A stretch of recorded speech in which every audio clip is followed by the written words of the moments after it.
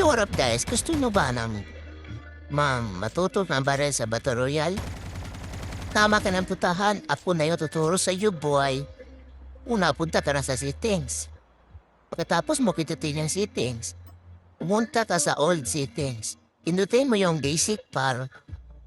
Minutes, basic. Pagkatapos, swipe mo lang, swipe. Pinutin mo to, i-turn on mo to, i-turn on. Para makaroon ka na ng tutok.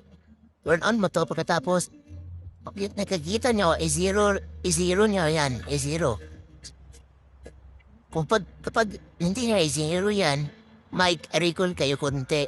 Pero pag i-zero nyo yan, wala na kayong recall. Kahit isa, wala na talaga.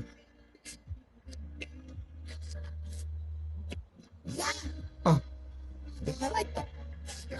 Pagkatapos niya i-zero, tignan niya to pag i-turn off ko, ano pinakaiba?